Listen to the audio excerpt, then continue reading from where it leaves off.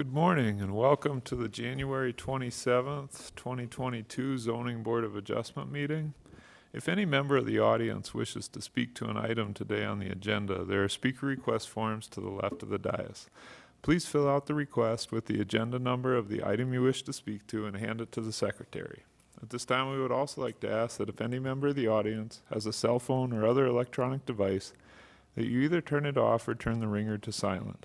If you need to take a call, please step out to the hallway so the meeting is not disrupted. The public hearing on item number 1, 21VA010 is hereby opened.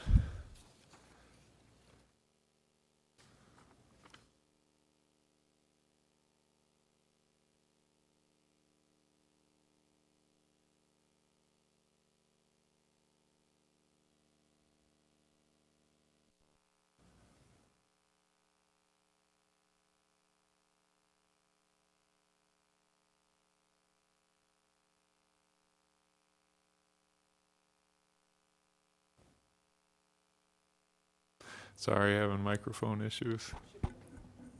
Hello. Okay, thank you. Good morning, Sarah Hansel with the Planning Projects Division. Item number 1 is a variance request to reduce a side yard setback from 25 feet to 8 feet. The property is located at 2801 Plant Street. You can see an aerial view of the property in front of you. This lot is 1.89 acres in size, and it's developed with a contracting supply company called Prairie Supply. You can see the existing development on the site present today. There is an office building.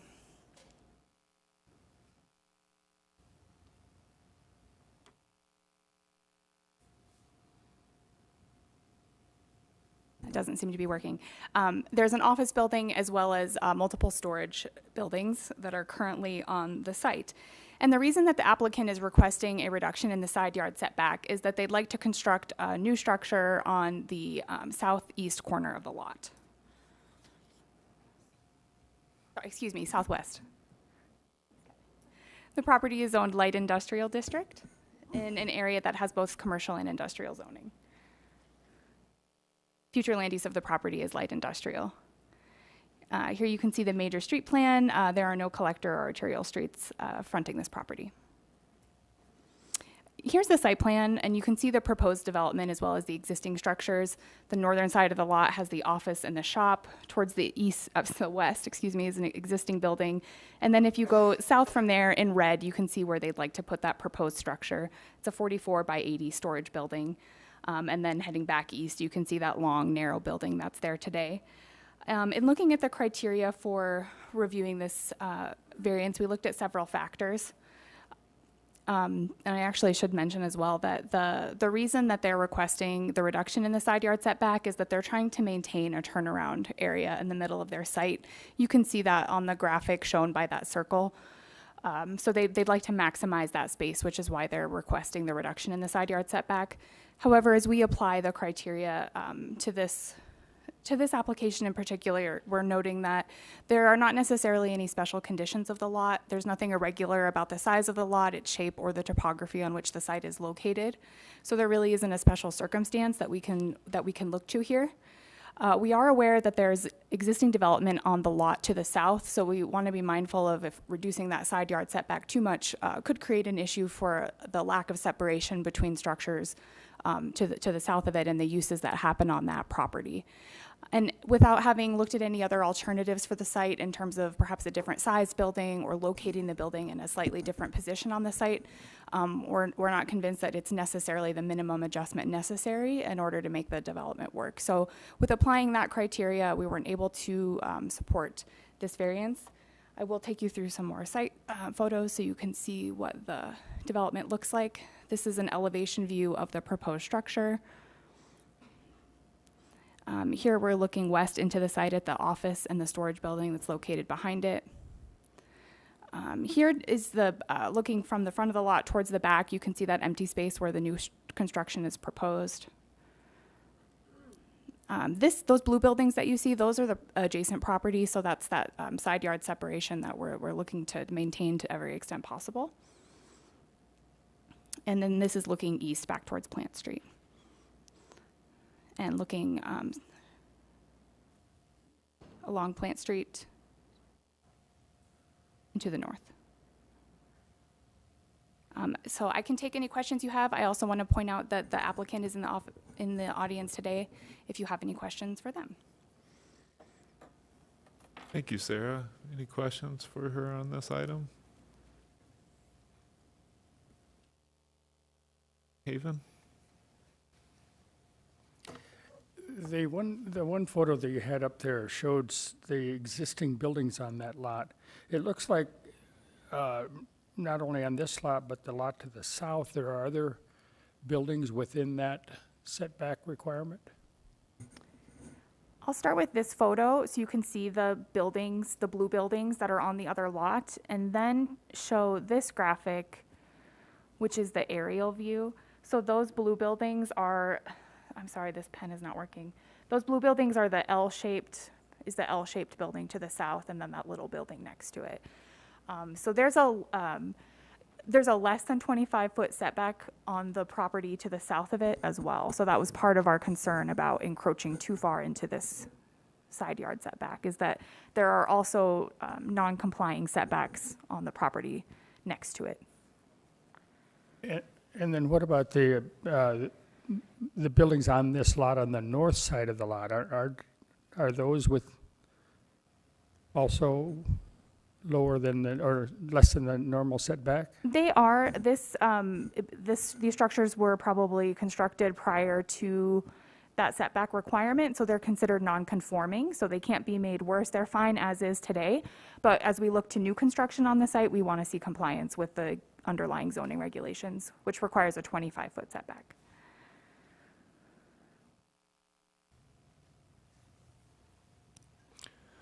I don't have anybody else up, so I'm going to jump in.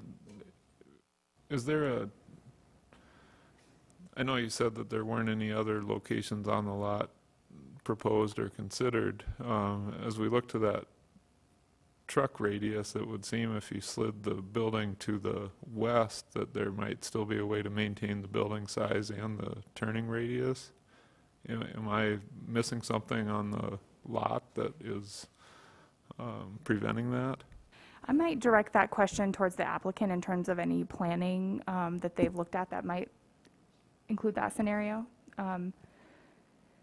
We do want to make sure that there's sufficient space on the property maintained for drainage. There is an 8-foot drainage and utility easement located on the south side of the lot.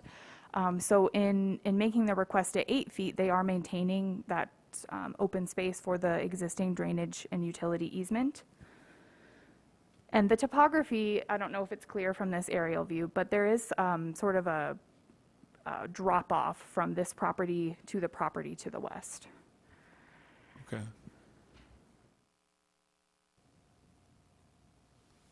Well, if the applicant would be willing to address that, I would appreciate it. Once you're up at the mic, if you could identify yourself. I'm Matt Nybauer with Prairie Supply. Thank you. To the west of us, our property drops off probably about 70 feet to our neighbors to the west, so we're trying to maintain a safe distance from the edge to put the structure. We're looking at trying to be 40 feet from that drop. We still have to get soil reactions tested. We're working with some engineering firms right now for the building structure.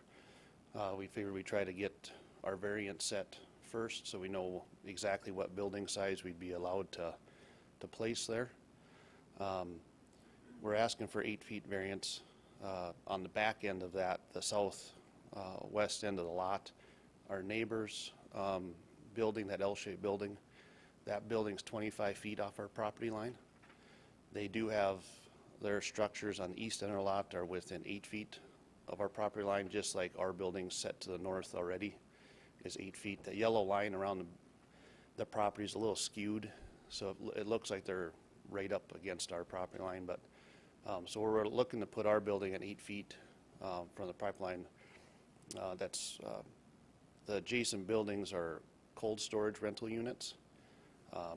It's uninhabited in a sense, and that's the driveway that goes around those units is between us and our property. Just trying to set a little picture of what's back there. what we're looking at doing with that building is looking for more inside storage. We sell construction supplies to all the concrete contractors and general contractors in the area. We're also looking to add rebar fabrication into the building. With all the growing needs here, currently we ship about 40 to 60 truckloads of rebar, fab rebar from our Bismarck location, and we're looking to add that product here in our Rapid City location. So we'd be a little more self-sustaining in the Rapid City market. Trying to save on freight for the contractors, efficiency on getting the jobs completed in time, and add a few more long-term full-time positions in the community. Thank you. Yep. Appreciate it. It answers my question. Mike, I don't know. Thank you. It might be a question for both Sarah and the gentleman here that owns the property. Can we go back to that turning radius picture? So there is not an option to take that property and move it to the north a little bit, the piece of, I mean the building. It looks like you'd have room to move it a little to the north and maybe to the south and still keep that turning radius. Yes, we could. I should have put another turning radius in there between those two buildings. You can see the garage doors on the building we're asking to place there is facing north towards that existing building. Our intent is once we add fabricated rebar equipment into there, we'll be bringing 20-foot bundles into the building. So we're trying to maintain workflow as well. We do have some outside storage products that will be out there. So I'm trying to keep at least 45 feet between those two buildings. So we do have some room that we could go 10 feet off the property line, maybe 12 feet. I'm trying to keep the building at least 44 feet in depth, just because of some of the fab equipment that's going to go in there. We need a certain workspace for the equipment once it's in the building. So we're trying to make sure our buildings is no smaller than 44 feet on our north and south dimension. We could encroach closer to our existing building to the north. I'm just trying to ask for the max amount of space that I can at this point. So if you had 12 or even 15 feet instead, you could still probably use it. And could you go, now I know you're trying to stay away from the drop-off. Yep. And And if, I was going to leave some of that up to the civil engineers once we get them involved to see what our proper working distance would be from there for the building. it looks like you have some other options that you could actually not have quite as much easement and solve some of the problem by moving the building just a little bit. Sure. And it seems like maybe that's something that should be considered before we may have to go with not allowing the 8-foot. It's just something I maybe needs to be considered a little more. So it looks like there's options. Sure.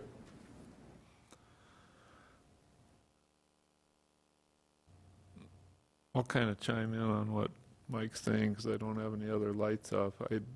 This, to me, seems like a situation where we may want to continue this to explore what other options there are to.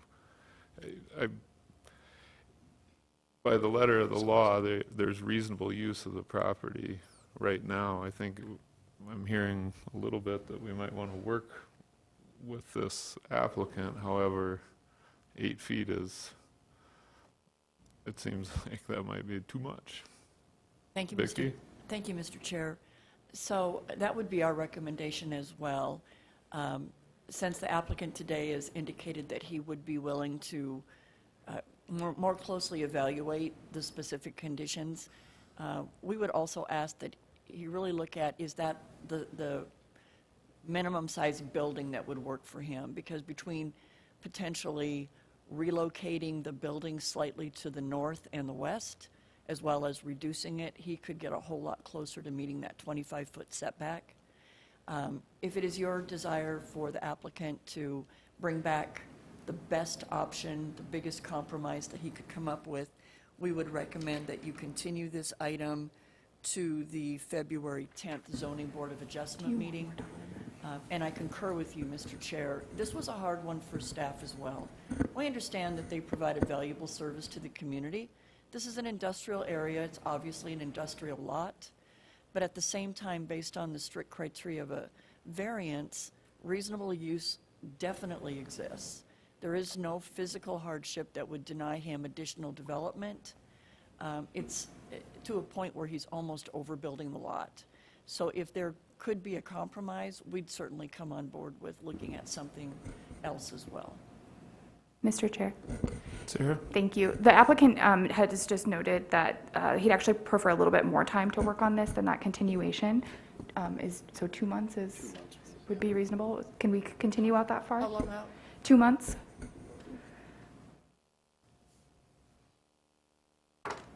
That would put it to the March 24th Okay. That sound Planning okay? Commission meeting. Okay. Mike, I've got your light up. Yeah, I appreciate what you're trying to do, and I appreciate the fact that you want to continue it and look at it a little harder. I think it's important that we support businesses in Rapid City and get the growth that we need out of these kind of businesses. And we definitely want to support you, but at the same time, we need to do the things that are right for the city. So thank you for Thank you, taking the too. time to relook at it. Rachel?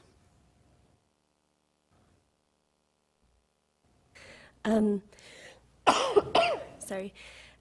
Yeah, one of my comments was, maybe we needed a little more time for an engineer to take a look at it. But another comment is, if you can bring back, more information about special considerations on this lot that maybe other lots don't experience, so that could help us, make a more accurate decision based on your circumstances. And so you mentioned topography. It probably wouldn't hurt to have a topographic map of the site, and a civil engineer should be able to do that really easily for you. As well as, if you're able to share with us any recommendations you have about how far back you can put the building and things like that, which it sounds like were things that you were planning to look into. So if you're able to share that information with us, it would really help us in our decision. Sure. Thank you. Vince? Thank you. Thank you, Mr. Chair. I see the same things. Obviously, that would increase your business and your output, which is something I'm sure we all look forward to.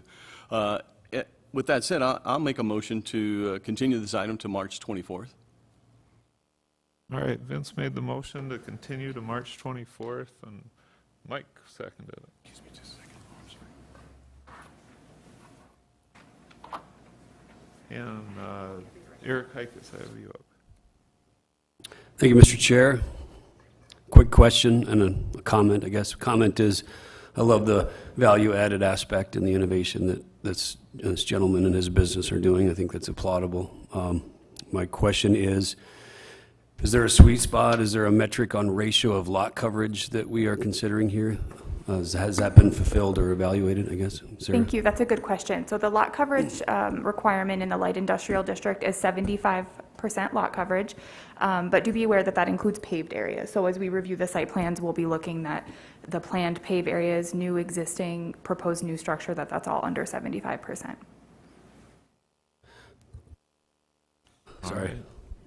Thank you, Sarah. Karen? Just another quick thought. When you look at reevaluating, excuse me, where you're going to put that building and the size, the closest you can get to that 25-foot setback, the better we have of approving it. At this point, obviously, it doesn't meet our criteria, and 8 feet is between the 8 foot that you want and the 8 foot that the neighbor has. That's pretty close. So it keeps it better in line if you can get close to that 25-foot setback. I do have a question on that. Yes. With our neighbors at 8 feet, it's their buildings that are on the east end of their property. Their buildings that are on the west end where we're looking to place this building, they're 25 feet. Does that make a difference at all? Okay. Mr. Chair, Vicki? potentially from a fire perspective, a fire protection perspective, but from the criteria of the variance and what they're charged with looking at, it doesn't. So again, if you can minimize this request, trying to demonstrate that this is the minimum adjustment necessary for them to consider, I think it increases your chances of securing that variance. Okay. And if you get to a point where it's less than 20% of a deviation, we can administratively approve that, and you could withdraw this application. So we'll continue working with you and hopefully find a solution. Okay, thanks. All right, the motion on the floor is to continue to March 24th. Are there other comments or questions on the motion? All those in favor, please say aye. Aye. Opposed? Motion carries. That's our only item on Zoning Board of Adjustment today. I'd look for a motion to adjourn. All right. Vince made the motion and Rachel seconded it. All those in favor, please say aye. Aye. All right, we will now commence the Rapid City Planning Commission meeting for January 27th, 2022. Again, if any member of the audience wishes to speak to an item on the Planning Commission agenda, there are speaker request forms on the table along the left wall. Please fill out the request with the agenda number of the item you wish to speak to and hand it to the staff seated over there. And again, if you still haven't turned your cell phone off or turned it to silent, please remember to take any calls out in the hallway so you don't disrupt us. Items 1 through 16 have been placed on the consent calendar today and may be approved as a group. Action will be taken on all consent items in accordance with staff's recommendation by a single vote. Any item may be removed from the consent calendar by any planning commissioner, staff member, audience member for separate consideration at this time. The findings of this planning commission are recommendations to the city council. The city council will make the final decision with the exception of the following item. Item 9, 21 PD 053. The Rapid City Planning Commission's actions on this item are final unless any party appeals that decision to the Rapid City Council. All appeals must be submitted in writing to the Department of Community Development by close of business on the 7th full calendar day following action by the Planning Commission. Are there any items 1 through 16 that staff would like removed? Item number 11, please. Are there any items 1 through 16 that any planning commissioner would like removed? And are there any items 1 through 16 that any audience member would like removed?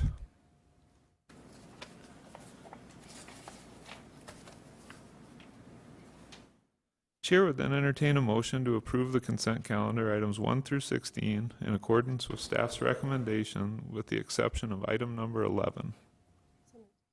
All right, Rachel made the motion to approve the consent calendar with the exception of item number 11, and Karen seconded that motion. Any discussion on the motion? All those in favor, please say aye. Aye. Any opposed? Motion carries. Item number 11.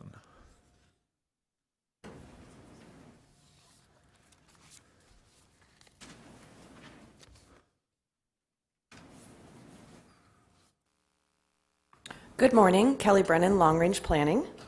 Item number 11 is a proposed rezone from Park Forest to low density residential. As you can see in the aerial, this is at the end of a cul-de-sac on Park Forest. The property is currently zoned Park Forest with low density residential adjacent. The future land use is forest conservation. Noted is that forest conservation does support large single-family dwelling lots. There are no major street plan impacts on this property. It is on a local street. So this picture is looking west onto the property. You can see that they did put their sign up. This is just a little bit zoomed in onto the property, still looking west. This is looking north onto the neighbor's property. And this is looking back down east on Forest Hills Drive. And then this is looking, south onto the other adjacent neighbor's property. We have received a lot of public comment on this proposed rezone. We have some members of the audience that are here probably if you have any questions from them, as well as the applicant. I hope you've had a chance to review all the concerns and questions that have come up. Staff is supporting the rezone today due to the fact that we do have the adjacent low-density residential, and also noted that the property,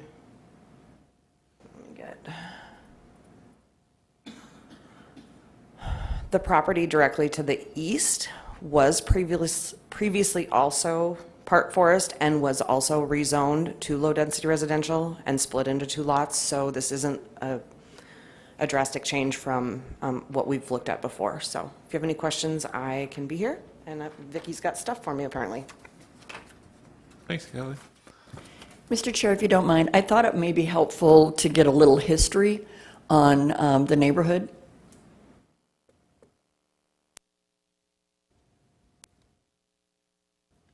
See if our document camera works.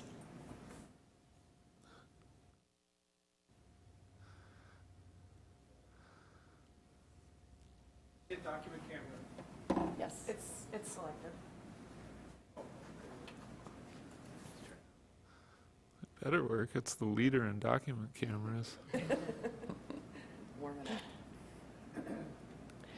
So this property is a part of an annexation that occurred in 1888 of about 3,300 acres. The previous annexation took place in 1876, and that was 600 acres, and that was from North Street to South Street, West Boulevard to East Boulevard. When we annexed this in 1888, we didn't have zoning. That came about in 1935. And at that time, there was quite a strip of area that was just west of West Boulevard that was brought in as a mix of general ag and park forest. As we saw streets get built and utilities get extended, we saw a gradual increase in the residential district that was in that original core, from high-density residential and low-density residential, and it started moving west with that infrastructure improvement, which then followed along Forest Hills Drive. As Kelly mentioned, the lot to the east of this was subdivided. That occurred in '76. It was rezoned from Park Forest to low-density residential. There's flexibility in our future land use plan. Whether you are on a border between 2 designations, there's some flex in it. We look at the goals of the future land use plan, and one of the things that we are challenged with is sprawl. And our comprehensive plan encourages infill development. And with that, we need to look at those areas that have that infrastructure and where can we increase that density so that we can get additional residential development without continuing to expand. Thank you, Kip. Continuing to expand to the outcore of the city, which makes the cost of maintaining that infrastructure a challenge for the city. So as we looked at this, noting that we do have city sewer and water, the applicant has indicated that they are proposing to rezone the site. They'd like to subdivide it into 2 lots. If they would choose to do that, they will need to demonstrate that they are meeting fire flows and domestic flows in order for that plat to go forward. In addition to that, some of the construction that you saw on the site is they did secure a building permit from the city to construct a single-family residence. As a part of that building permit, they've also secured erosion sediment control plan, and the staff member from Public Works has been out to the site based on some of the comments and the letters that we received, and they have indicated that the site is in compliance with city regulations. There were some tracking issues onto the adjacent street, but the contractor is resolving those as we speak. trying to give you a full view of where we landed on the recommendation to approve, while respecting that this is an area that hasn't seen any change in several years. But we're seeing more and more of these. We've brought similar proposals before you in different neighborhoods, trying to secure that infill development in areas where the infrastructure is there and can support it. Adding one more lot onto this local street will add approximately 10 daily trips onto that street. This street is constructed to accommodate that additional traffic. There's no concern with that from our engineering division. So with that, I encourage you to take comment from the neighborhood. We do understand that they've got concerns and they need to be heard as well, and I believe the applicant's in the audience as well. Thank you. Thanks, Vicki. So I'll start with Evan Hayes, if you'd like to comment on this item. Good morning, ladies and gentlemen. My name is Evan Hayes. I am the owner of 1539 Forest Hills Drive. I just wanted to take a moment to talk to my future neighbors to apologize for being the one that is disrupting something that's never been touched before in your neighborhood. It's an opportunity for us to develop, my wife and I and my two kids, but this is an untouched, literally untouched lot in the middle of a beautiful neighborhood, and I know how hard change can be. But I just want to encourage you that through the destruction that's happening, right, soon we will be turned into a beautiful piece of land. What happened with yours 30, 40, 50 years ago when your house was built is what's happening now with ours. And I promise you in a year it'll look so much better. I also wanted to say thank you to the staff of the city for being so diligent in helping me with this. From the community development to the public works to the fire department, Lieutenant O'Connor and I have had a lot of conversations about how to maintain this section of woods properly for the benefit of the city. I just want to let you guys know that I am not a developer by any means. My wife and I have two kids and we bought this lot. And we have a desire to put our own home in there, and that's the building process that's taking place currently. With what we saw in doing some research has been allowed in adjacent properties. That one that Kelly had pointed out that was park forest and then it was allowed to be rezoned and then subdivided. That is why this thought has come to us, this precedent that we saw set prior with the city. And so we thought, why not see if we can't add one more lot to this, so that way another family can enjoy this beautiful section of the Rapid City, really the Black Hills, once you're in the middle of it. So, those are my comments. I don't know if you have any questions for me or how that rolls out. This is my first time doing anything like this. So. No worries. Eric, do you have a question for the applicant, or are you? All right. Any other specific questions for the applicant? Kelly? Thank you. So a permit was obtained for one single lot, or for the, if the permit was obtained, what was that permit for? Was it for single lot or single family homes, or can you just detail the permit that was obtained through the city for building? Sure, he has obtained a building permit for one single family dwelling unit. Okay. And that includes the erosion permit and all the things that we require for any residential permit. Okay, thank you. Evan, maybe if you stick close by, there might be things that come up, but we'll go through the rest of the public comment. Thank you. Lawrence Lair?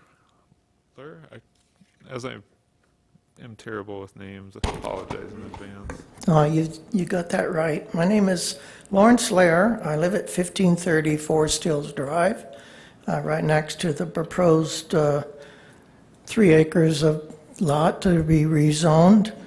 I have 3.8 acres. It's zoned park forest.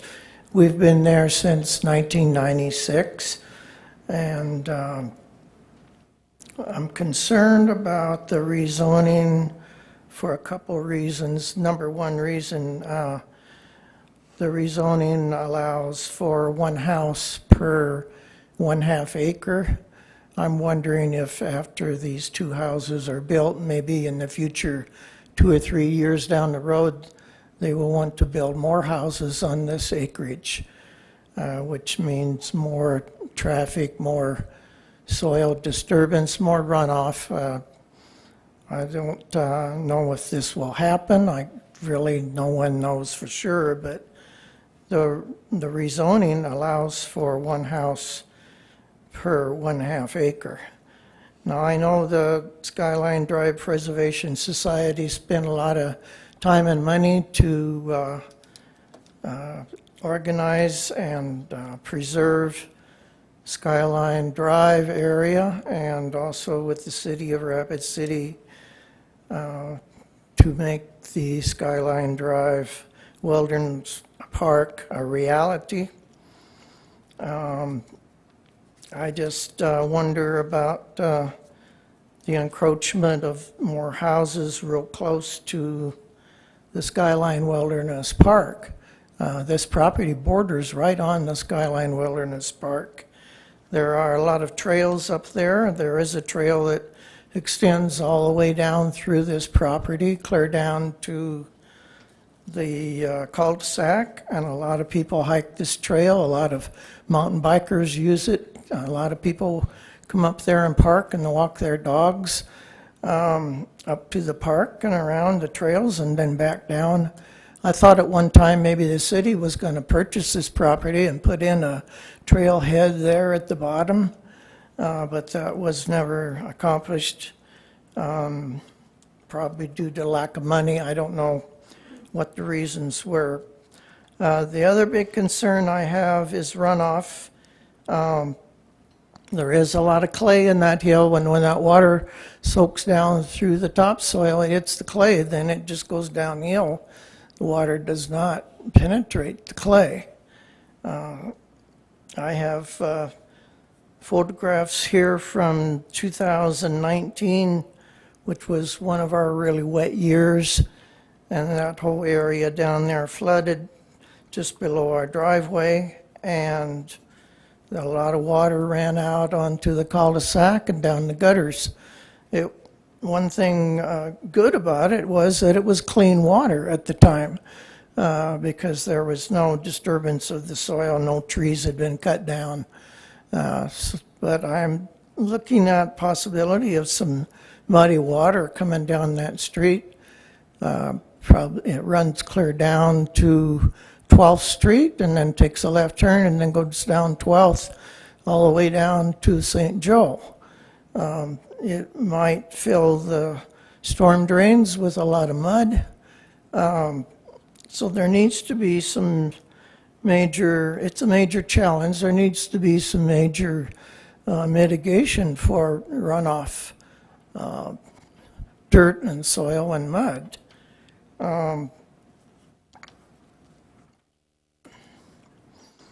There is a 70-foot frontage along that cul-de-sac, and the new owners have put in a very significant culvert pipe across that lower driveway that they have established, and there is a holding pond right above that.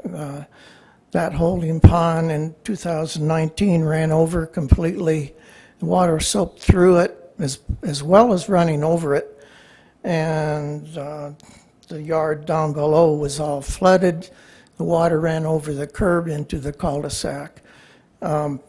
This culvert pipe will take care of a lot of that, but the water is still going to run out the end of the culvert pipe and down toward there's an electrical box located at the end of the pipe, near the end of the pipe, and there's also a meter, electrical meter for the house across the street. So that will probably have to be moved. I would suggest that, because that could be a problem. Anyway, those are my two concerns, the runoff and future houses. The zoning, park forest zoning, was originally established to preserve the forest and limit the number of houses that are built on Skyline Hill. I just wonder if this is going to be increased a number of houses. because of the rezoning. I have 3 pictures here that I took in the spring of 2019. This was before the trees were cut down and before any bulldozing and dirt removal had been accomplished. And we still had all of this water. I realize we've had 2 years of drought, and I think it's going to switch back eventually. I spent 20 years in the Air Force as a meteorologist, and when that jet stream changes, we're going to get our share of the snow and the water. It's going to come back. It's just a matter of time. So we need to be prepared for that with this property, and it's something that needs to be considered. I guess that's about all I have to say. Does anyone have any questions? You can pass these 3 pictures around. I took these with my little Instamatic camera back in 2019. Okay. For every tree you cut down, if you get on the internet and do some research, for every 30 to 40 foot pine tree you cut down, there's less water being drawn by that tree. Those trees draw about, on an average, 100 gallons of water a day, especially during the growing season in the spring and summer. And when you cut those trees down, then that water has to go somewhere. So I foresee even more water than what those pictures indicated. All right. Thank you, Mr. Larry. I don't have any immediate questions, but we may call you back. Rachel has to leave in a second. Mr. Chair, Jump I in. do want to point out, a lot of the public comment that we've received has been about the tree removal. This is a private lot that is a residential use. The applicant has every right to cut down every tree should they want. I'm not saying it's right or it's not making the neighborhood unhappy, but I just want to point out that there's nothing illegal that the applicant is doing or has done up to this point on his property. He's doing everything according to working with the city engineers, working with planning, getting the correct permits. Nothing's been done that he's not completely allowed to do. I just want to make sure that there's a lot of emotion involved in this, this rezoning and this process, that he hasn't done anything that he's not completely allowed to do. Mr. Chair. I'm going to let Rachel jump in here, Vicki. I'm sorry, I have to be somewhere in 15 minutes, but I would love to put my 2 cents in here real quick before I leave. So I think, you know, one of the things I wanted to mention was to echo Kelly's comments that, you know, when I initially read this, I was against it. I was like, no, absolutely not. And then after I let it sit with me a little bit longer, you know, it looks like what he's doing is consistent with what's in the neighborhood already. And that's one of the criteria that we kind of look at for rezones. It's already, you know, all of the houses on that street are already low density, most of them are at least. It is really unfortunate that some philanthropist or, you know, the city didn't have the opportunity, didn't buy it up, but we don't have funding for that in this city. You got to pay higher taxes for that. Sorry, that's the way that goes, you know, and so, you know, this is a privately owned piece of property, and that's the society that we live in, and that's sad, and I'm not a big fan of that, but that is the way it is, and he has this property, and, you know, it looks like he's just doing what the rest of the neighbors are doing. 2 comments that I wanted to make. I looked at the erosion control permit. I'm not in a, you know, we're not in a position to, you know, do any engineering up here, but I really would hope that, considering that the applicant wants to make, you know, good relations in his neighborhood, that he talk to his designers and his contractors and see if this is the minimum that's required or if there's more that he could do to reduce sedimentation in the street and sedimentation in the inlets and onto the, you know, properties adjacent to him. Again, we're not here to engineer, but maybe he could consider that. you know, I took a very quick glance at the topography. Again, we're not here to engineer, but it does look like water naturally goes through here. And maybe that's another conversation that I'm hoping might help if he's talking to the people who are informing him about this property, that maybe that conversation would be good for him to have to smooth over the neighbors a little bit. And I think I had a couple other comments, but I do have to go. So, you know, I think, you know, it's really unfortunate when you're used to seeing this beautiful piece of property next to you, and you're used to maybe enjoying that property, but at the end of the day, you know, if he owns this property, these are the rules, the laws that we have to abide by. Nothing, you know, most of the commentary had to do with engineering things, and that's not what we do up here. We do planning. You know, I hope that you're kind of taking into consideration and looking at it. If this was me 30 years ago, you know, when my house was built, 20 years ago when my house was built, you know, whenever it was, how would I feel in that position? And do I enjoy the property that I live on currently? Because those changes were made for me. But thank you for the time and the opportunity to kind of jump in and give a couple 2 cents. All right, we'll go to Maureen Staley. Good morning. Thank you. Ken and Can I you have, identify yourself with Oh, your address, just for a yeah. minute?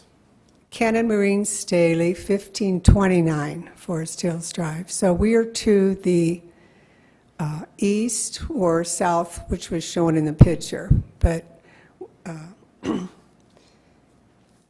so at first we were very accepting and in good faith with Evan for his plans to have his home in the forest. And then after work began and there was a road put alongside our property, it was then abandoned. They decided not to use that road, but the destruction remained. And then we watched as large groups of trees were removed and shrubs, and that was not at the building site. It was along the trail. So that really saddened and shocked us. It seemed unnecessary. And I feel there is thinning, and then there is just groups of trees taken out. So there was no thinning, which would have also helped with erosion. So we are concerned about the erosion issue. So we're beyond, oh yeah, we just want it pretty. No, I do not want water running down into our home basement from the erosion and the dirt that's left.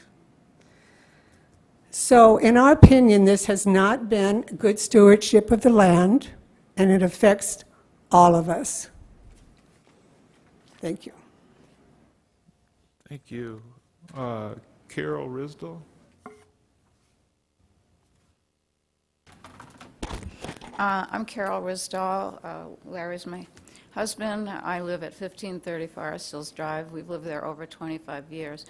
I think for one thing, you have to look at this map, and it's flat, and you have to realize that it's not just a flat piece of territory. Back in the day, Park Forest used to be zoned that way 50 years ago because it was so hard to build on.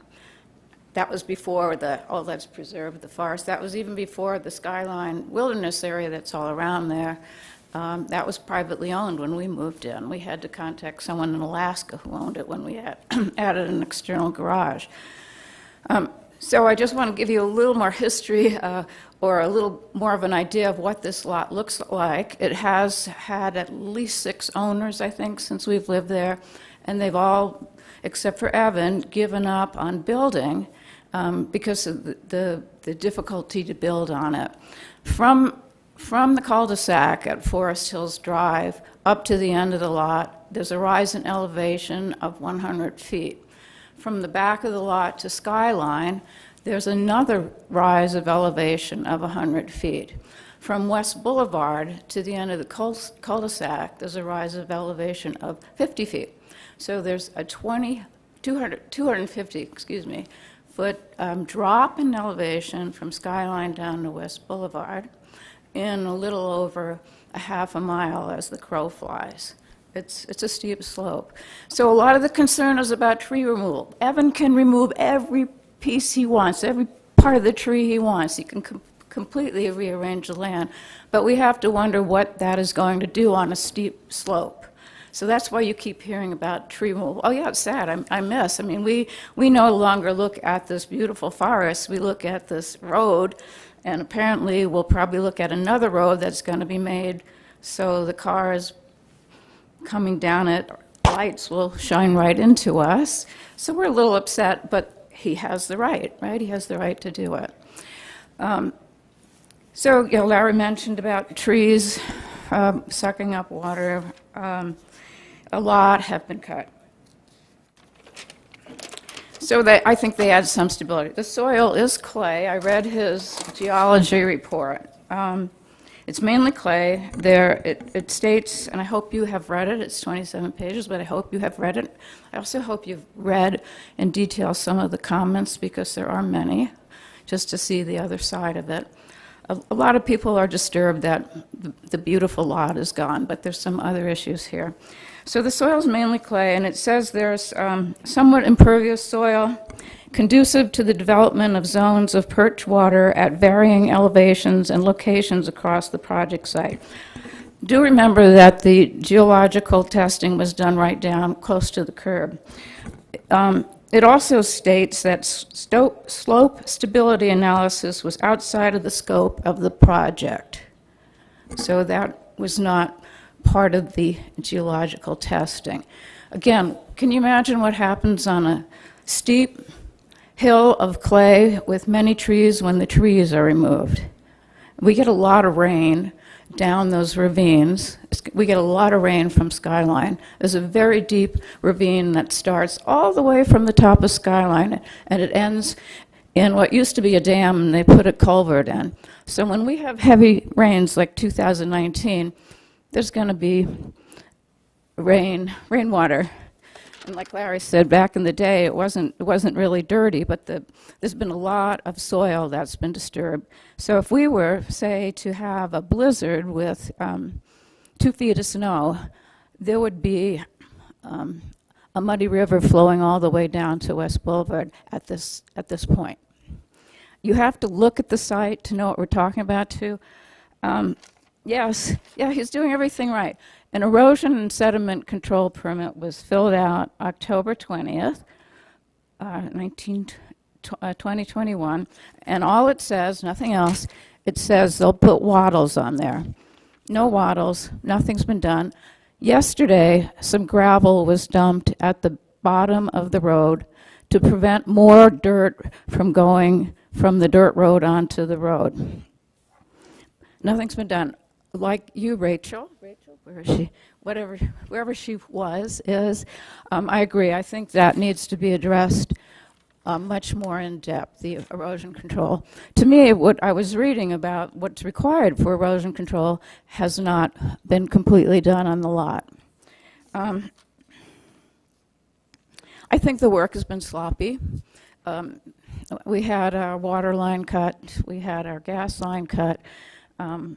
Maureen had her gas line, electric line cut in the very beginning, moving the utilities to the lot. And there's some other things. You can read my comments if you want it. I do want to point out that the excavator is involved in an ongoing lawsuit with the Marvin Road subdivision. I think you have to look at the lot to see what's been done. Then you'll understand a little bit more of where we are coming from. I would like you to relook at the criteria 3 of the rezoning project report. It states the proposed amendment shall not adversely affect any other part of the city, nor shall any direct or indirect adverse effects result from the amendment. Judging from the response of the public, just a few people know about this. I'd say some people feel adversely. I mean, it might be legal. It might all be legal. Everything that's been done, erosion permit, geological testing, but I think you have to look a little further into it too. The potential of a dirt river going down to West Boulevard seems very adverse to me. So another house on the lot means more dirt work, more trees cut down, more potential for erosion problems. So I suggest to the committee that we consider not allowing the rezoning until two things happen. One, it's proven that the work on the present lot is be up to par. Now, why have work being done on another part? I really don't think, I won't go into that part. I think there's a little motivation for Evan to get this rezoned, and I think there's some financial implications here. And I also would suggest you wait until after we had some substantial rain. I think we will get moisture again eventually, and see how that lot will handle what's been done on it. There's been a lot of rearranging of the dirt.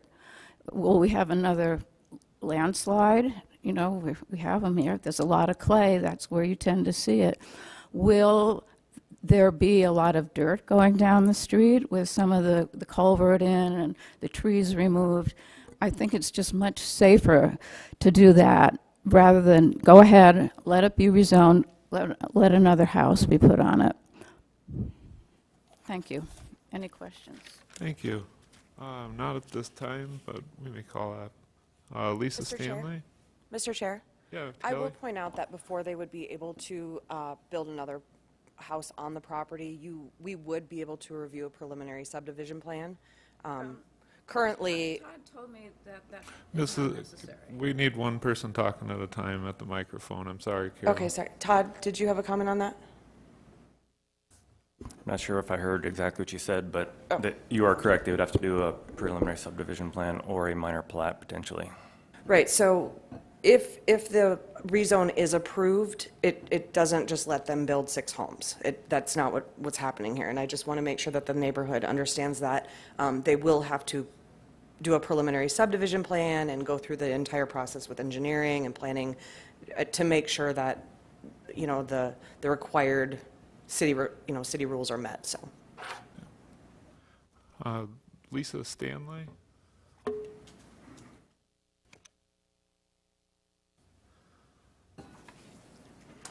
Good morning, members of the commission. My name is Lisa Stanley.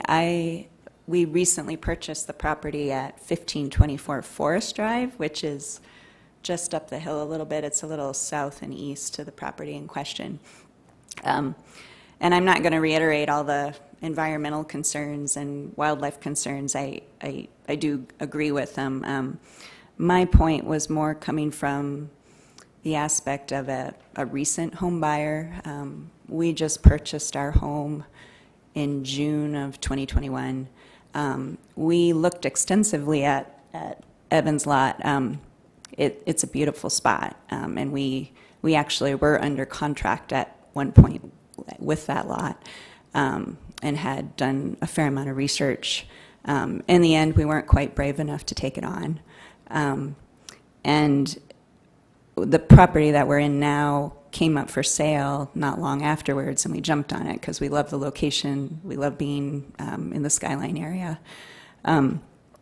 But also we knew, because of looking at that lot, we knew it was zoned park forest, and we paid a substantial amount for our home, and part of our rationale in doing so was knowing that the lot next door was zoned park forest, and we felt we had a very good protection in our investment, because pretty much development for the area was close to done, and it was inevitable a home was going to go in next door, but we didn't think it was going to turn into potentially multiple homes.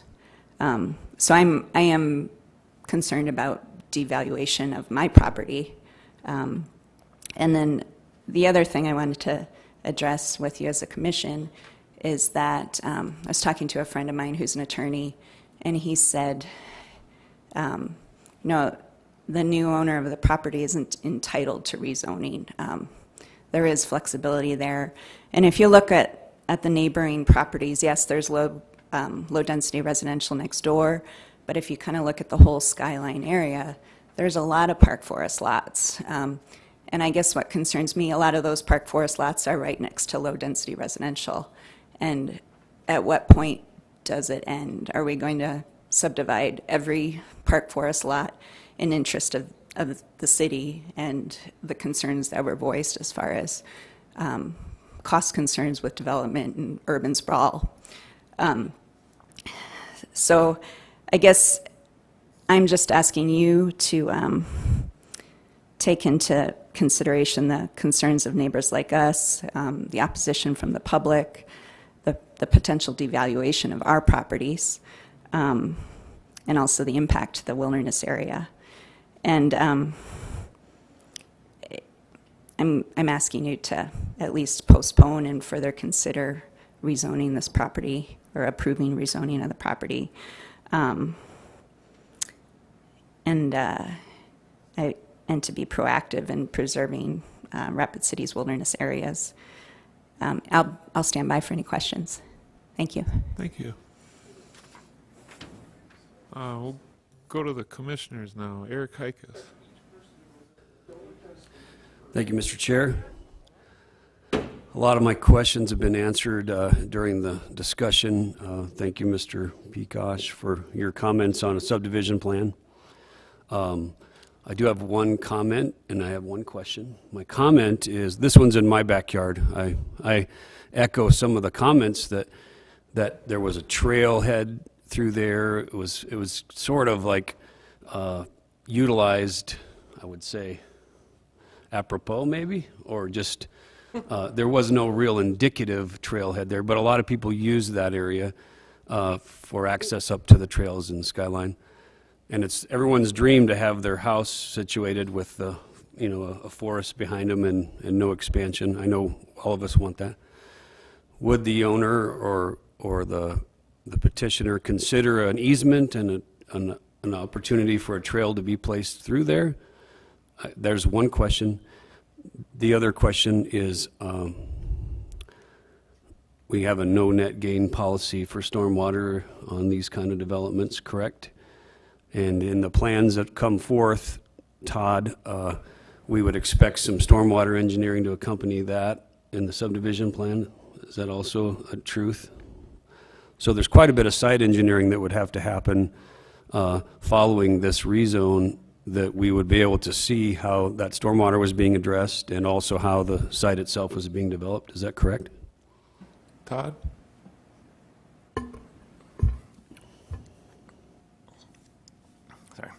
Yes, as a part of a subdivision, we can require a drainage report. In this area here, the downstream drainage is public right-of-way and the street. So as long as there's no adverse impact to the downstream property, which would be the city street, there would not necessarily have to be any mitigation. This project does go down into 12th Street, which we are reconstructing with significant storm sewer and stormwater facilities downstream that would treat this water as well. So that'd be a part of the review of the subdivision, but yes, it would be looked at. Mr. Chair? Vicki? If I may just assist Eric with one of his other questions about could we grant an easement for the pedestrian walkway. We did route this to our Parks and Recreation Director. This is not identified as a part of any of the trails that are associated with the city's projects along Skyline Drive. He does not, has not indicated that he would want to take this on, so this staff would not be in support of securing that easement. That answers my question. The following stormwater issue, I think, is something that it's kind of taking a lot of effect now in the way that we develop, that stormwater can be handled in ways, I'm describing them as what's called low impact development. And we can handle stormwater in ways now that are innovative and beautiful. Maybe this is a good opportunity to explore some of those green swale, bioswale, and other elements that would maybe make the neighbors happy and also address stormwater in a way that is effective. So perhaps that could be part of this next submittal of this subdivision plan. Just a suggestion. Mike Quasney? Thank you, Mr. Chair. Eric, those are great comments on that, looking at opportunities to do it properly. So I have a question, I guess. The first one would be for, on the erosion control, it sounds like there may be some opportunities on having it done properly. Is there? You mentioned that it was done. Well, when we first received public comment on it, I contacted Todd, who then contacted our erosion control specialist person, and she actually went out there, I believe, on Monday, and checked everything out. There was a little bit of mud on the road. It was kind of rainy and snowy that day. She spoke to the contractor. They came up with a plan to mitigate that. He's apparently brought in the gravel to mitigate the issues. And so as far as the city is concerned, the applicant and his contractor are working with us to do everything that's asked. Okay, so there still is some opportunity, though, to fix a few things. Mr. Chair. Vicki? I think that Carol made an excellent comment about looking at that plan and noting that it requires wattles and there are no wattles in place. And that's certainly something we can have Melissa go back out and check as well, in case that was an oversight on Monday. Those wattles do great things to ensure that soils is being maintained on site and not impacting that adjacent property. So again, yes, this is an ongoing development. It is raw right now because it's in the midst of construction. They will need to eventually put back erosion sediment control measures, as every residential lot along this street had to when their homes were finished with that construction as well. Okay. If this is not rezoned, as I understand their plans right now for the property, does it have to be rezoned in order for them to do what they want to do with the property? It doesn't seem like they have to have it rezoned. Mr. Chair. Vicki? So currently they have a building permit for a single-family residence. They would like to subdivide it, creating 2 lots, which is the only number of lots they could create without constructing a street. Every lot must abut a public right-of-way, a minimum distance of 25 feet. They have a little over 60 foot of abutment to the adjacent cul-de-sac. Say you take 60, and you know they have to have 50 feet, it doesn't leave anything more but the provision for 2 lots. If they were to construct a second lot, they would need to, second residence, they would need to rezone it and subdivide it. Again, they currently have a building permit for a single-family home on this lot, and they're building it as we speak. Okay. Then I guess the other one I would have is with the fire department.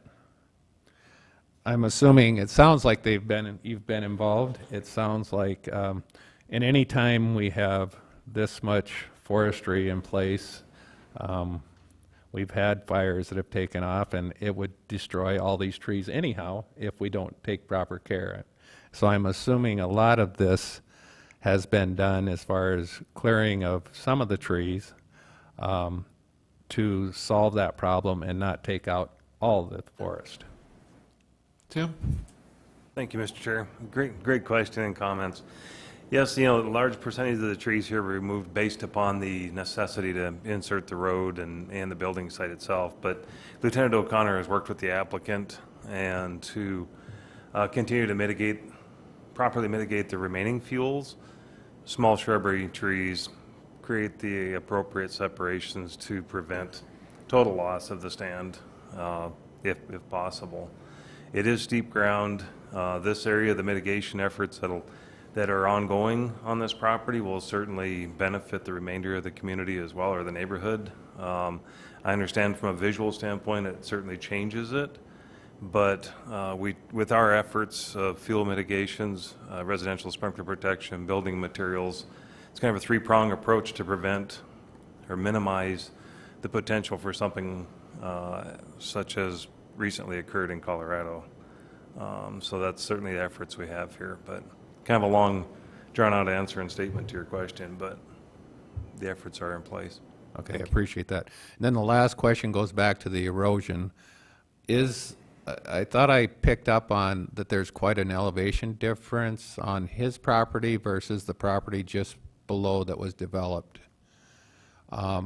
And that would cause more of an erosion problem that would make it more important for erosion to really be considered, if that's the case.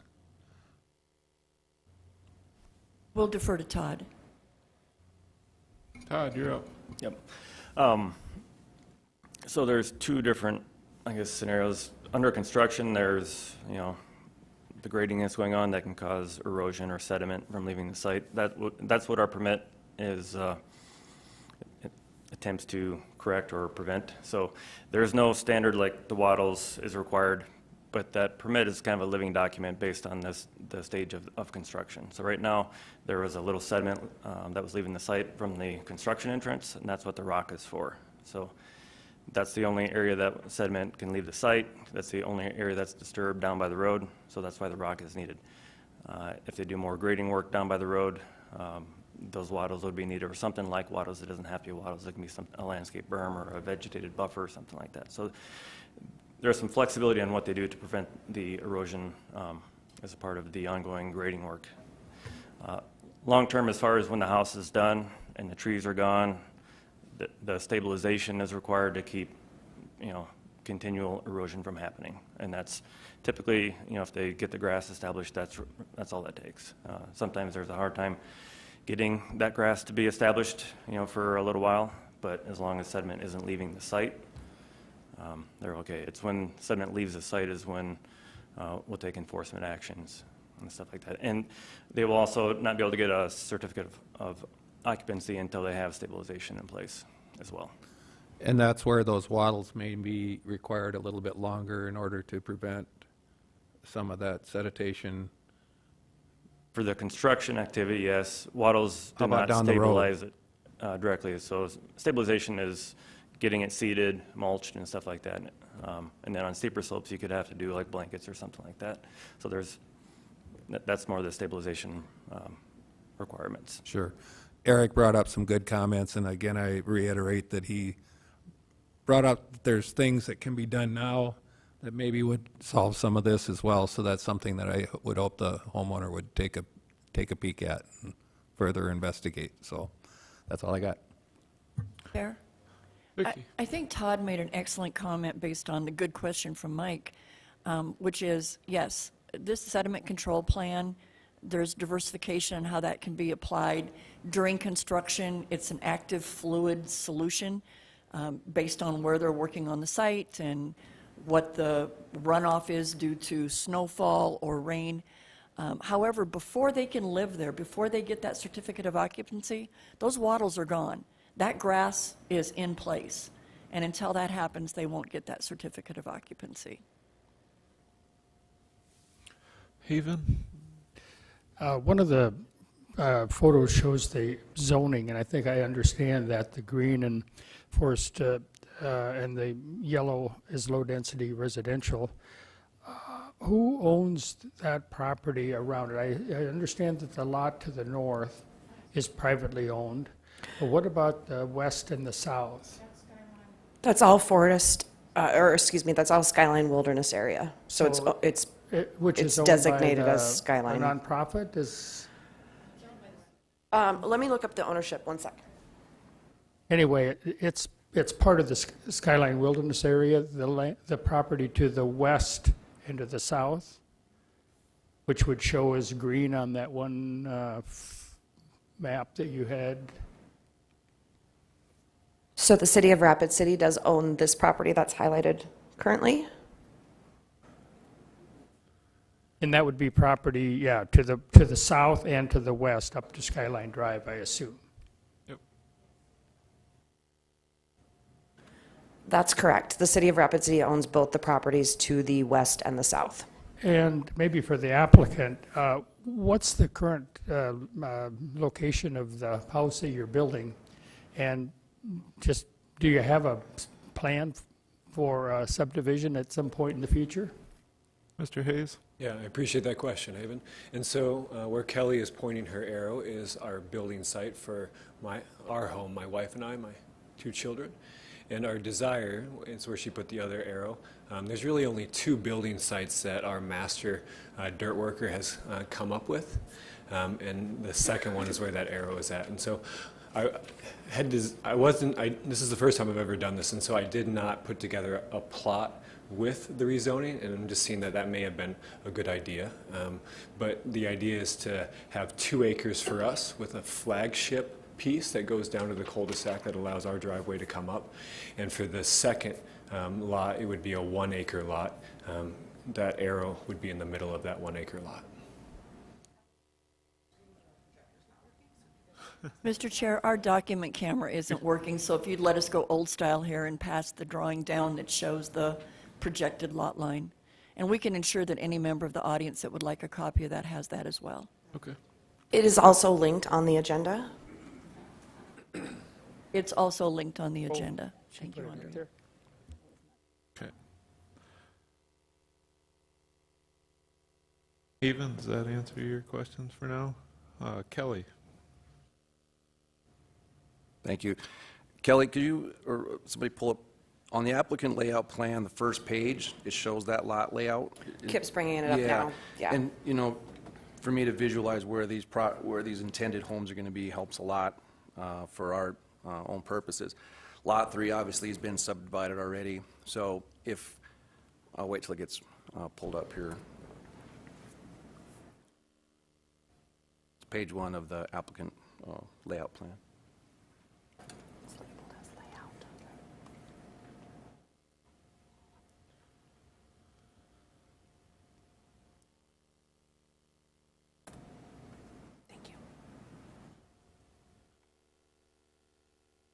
So the red line divvying up that lot is the intended border for this subdivision, is that correct? I guess, Evan, that's a question for you. Yes, That is sir. correct. It is.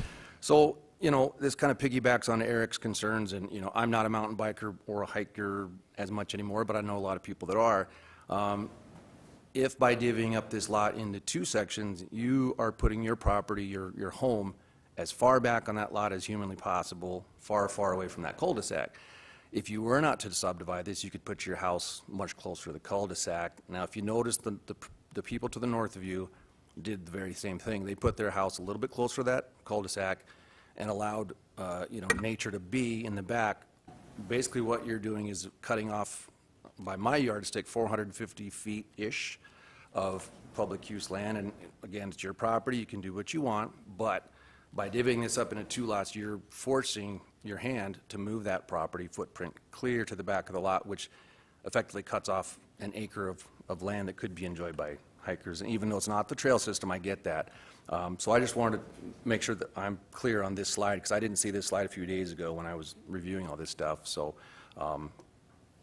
lot layout, placement of the home is a huge factor in any build on a lot of this size. It's 3 acres, that's a lot of property. So I just wanted everybody to understand where your intention was to build these homes. So that clears it up for me. Those are my comments. If I could reply to that? Evan? So we did get a building permit approved for our house to be built where that lot or where that house is to the west. And so regardless of if we are able to rezone and subdivide, that is where our home will be. And a major reason for that is the beauty of that spot. And the sunlight that we're allowed to receive there in the wintertime. My wife is somewhat affected by that, and if we would have gone where that second lot is proposing a home, she wouldn't have had any sunlight for about a month and a half out of the year. And so it was something that we spent a ton of time up there considering, because there's like 500 feet of road that had to be put in and destroy that beautiful lot. And I love the hills. I'm a biker, a climber, all those things.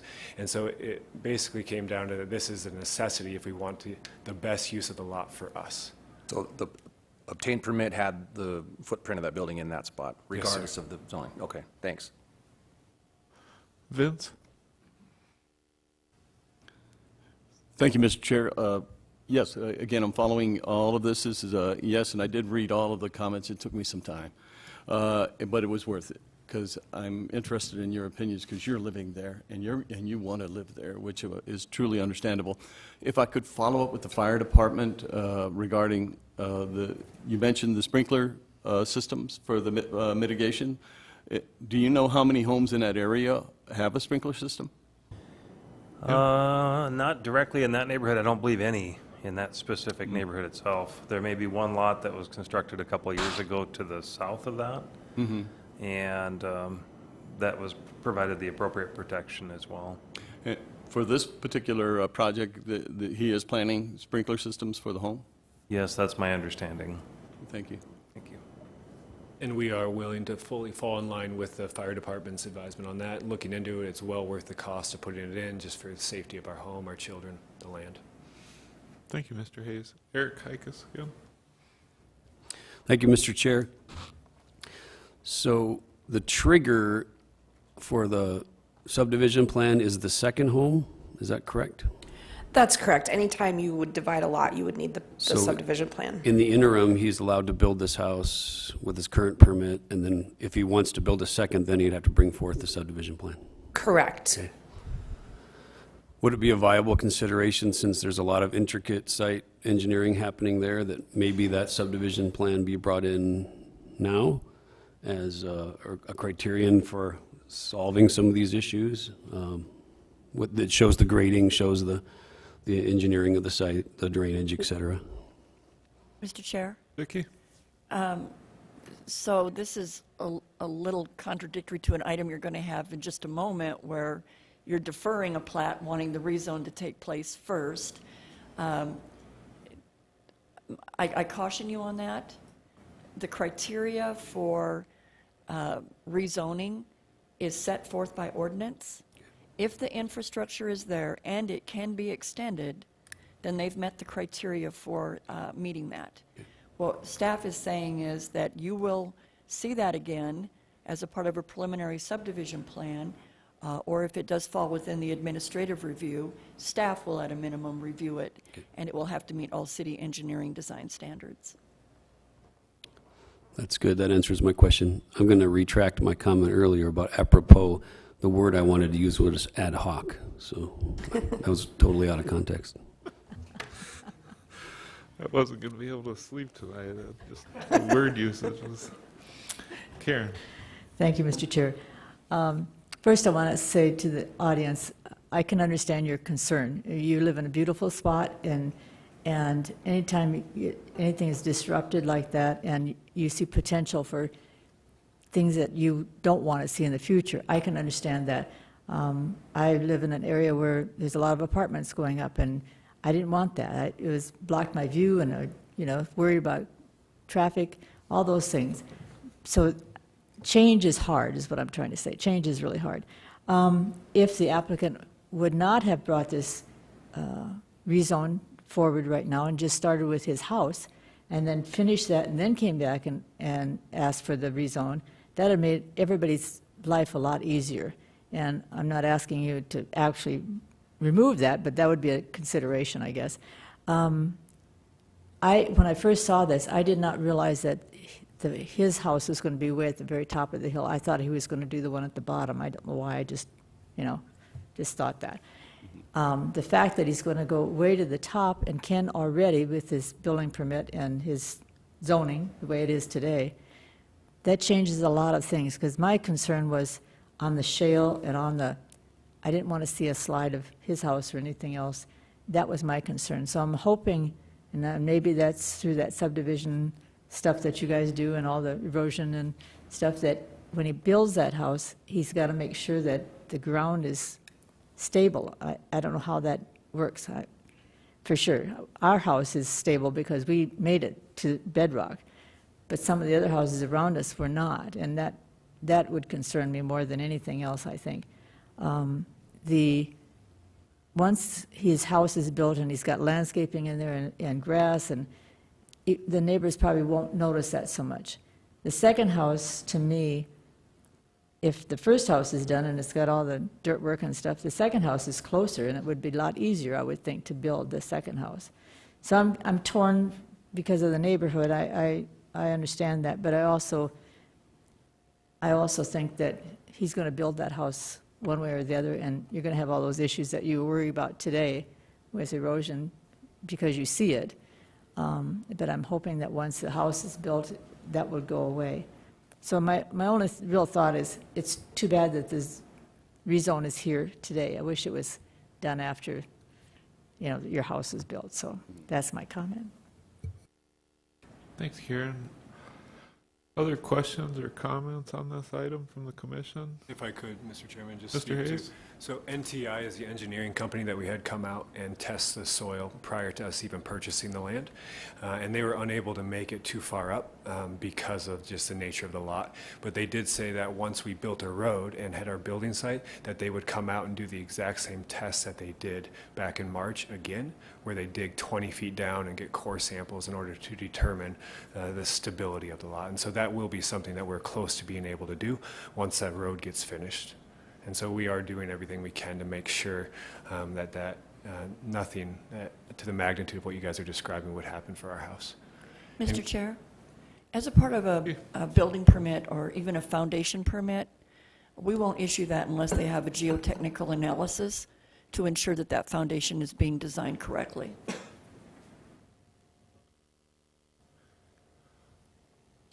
And here's the current geotechnical report that was done with the building permit that was issued for the first home. A lot of good questions and comments on this one. If there's aren't any other ones, is any commissioners ready to make a motion on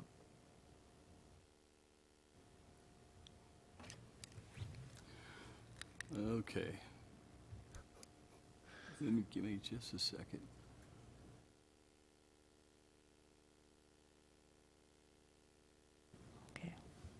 Karen? Okay. Thank you. All right, motion to approve with Jack recommendations for rezoning. So Vince made the motion to approve the application for a rezoning request from Park Forest to low-density residential. And Karen seconded it.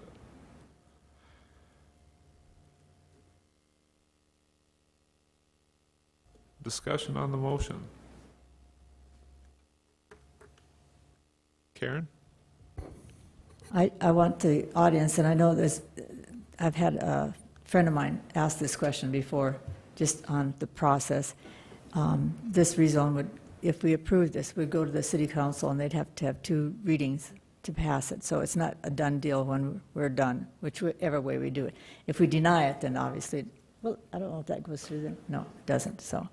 It still will go to city council, at least for first reading, even if you do deny it. Oh, does it go even if they deny it? Okay. Okay, thank you. I read that wrong yesterday.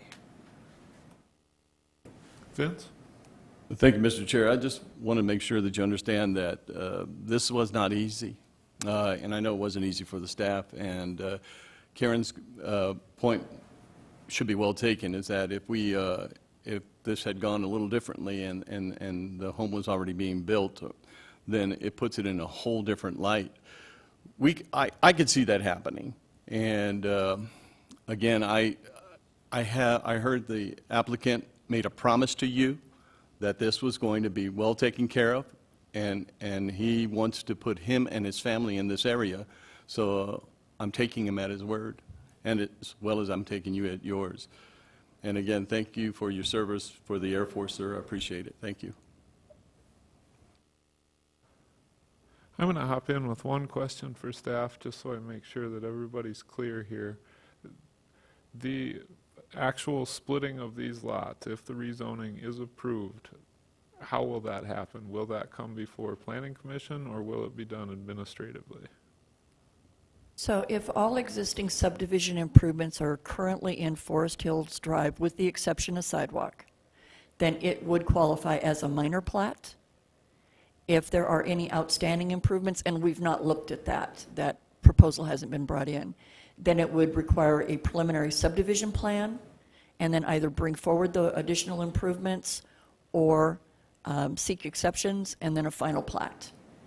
But that's why I said previously, if this should fall even within an administrative review, it's a part of what we're looking at when we're issuing permits for development that geotechnical, erosion and sediment control, fire and domestic flows, drainage, detention, et cetera, are being addressed, regardless of whether it comes to you. That was my understanding as well. I just want to make sure of that. Other comments on the motion to approve the rezoning? All right, all those in favor, please say aye. Aye. Opposed? Can we do a roll call, Andrea?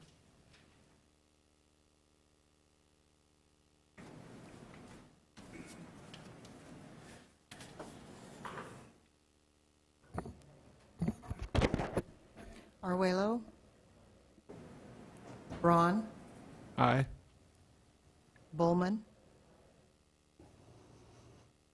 Gallagher? Picus? No. Quasny? Stuck? Vidal?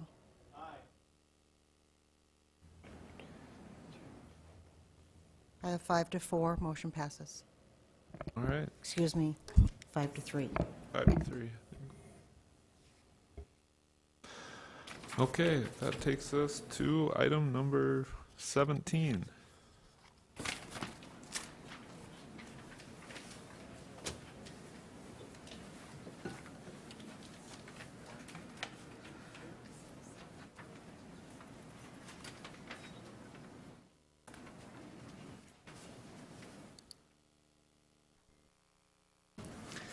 Good morning, Kip Harrington, Long Range Planning.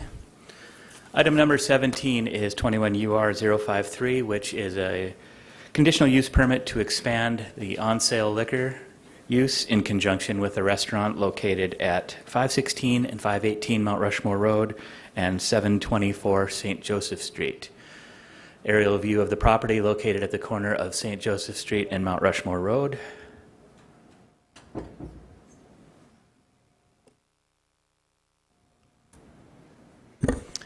The property is zoned Central Business District as it is located in downtown Rapid City. Future land use of the property is also in downtown, and you note in our comprehensive plan that Mount Rushmore Road is designated as a revitalization corridor. The major street plan identifies that the property is located at the intersection of two principal arterial streets, St. Joseph Street and Mount Rushmore Road. And here is a site plan of the property. The property outlined in black is the existing restaurant known as Bokujo Ramen. And the proposed expansion is the outlined area in red. They also have what is a shared hallway between the properties, which would be outlined in gray. The property will, or the proposed expansion will utilize the existing kitchen in the black area, and then the hallway will be used to carry the food down to the proposed expansion in red. Some layout of the site plan, again, showing the existing up to top in black and the proposed at the bottom in red, existing and proposed and expansion. This is a picture of the existing location located along Mount Rushmore Road. It would be the two windows that are directly to the south of Black Hills Works Foundation. And then here's a picture of the proposed expansion located along St. Joseph Street at 724. And there's some site photos I took the other day. You can see the proposed expansion at 724. The conditional use permit sign is posted in the window. This is looking across St. Joseph Street. This is looking to the west along St. Joseph Street and looking to the east along St. Joseph Street. Since this proposed use does involve on-sale liquor that is before you as a conditional use permit, it is pretty much an expansion of the existing business. When I spoke with the business owner, they had not come up with a full concept on what they're going to do yet. They don't have a name for it. I think they will change the menu a little bit to what's being served in their existing restaurant to expand their opportunities for the cuisine they would offer their customers. I'm available for any questions, and the applicant is in the audience as well. Thanks, Kip. Any questions on this item? Comments? Motions? All right. Mike Gallagher made the motion to approve item number 17, and Eric Heikus seconded that motion. Any oh, Haven. And just a clarification, the way I understand it then, that this does not include that corner property at Mount Rushmore Road and St. Joe. That is correct. It is just two of the suites in the existing building.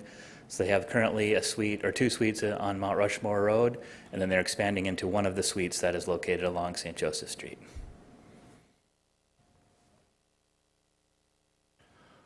Other comments or questions on the motion to approve?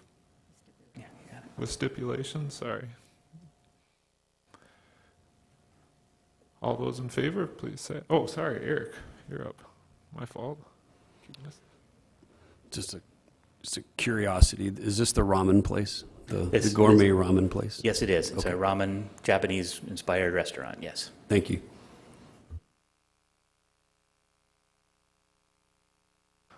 All right. All those in favor of approving item number 17 with stipulations, please say aye. Aye. Opposed? Motion carries. Item number 18.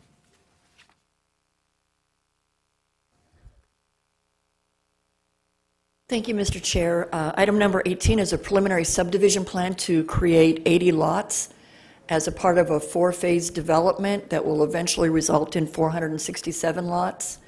This property is outside the city limits, and as you can see from the aerial adjacent to Anderson Road. You considered this item at your January 6th Planning Commission meeting, and you continued it to this meeting to allow the applicant to take a rezone request before the County Board of Commissioners. That meeting was scheduled to be held on the 18th of January, but due to illness, the County Board of Commissioners did not hold a meeting. Their next meeting will be February 10th, which would be the soonest that they could consider that rezone application. We had previously recommended that you approve this preliminary subdivision plan that has a stipulation that says that before they can go forward, that this property needs to be rezoned by Pennington County. By doing that, what you are allowing is the applicant to get the nod of approval that he can then complete those construction plans. Without it, they're in pause mode, wanting to know if this is something that they should go forward with. If the rezone doesn't happen, this plat does not happen. So your recommendation of approval does not secure that they can submit a final plat. It requires that the county rezone it regardless of whether you approve this prior to the rezone or after the rezone. Our recommendation is to again approve with stipulations. If you've got questions, please let me know. I know that the applicants are in the audience, and I would think that potentially some of the property owners in the area may be in the audience as well. Thanks, Vicki. We do have a couple of speaker request forms on this. Start with Andy Scull.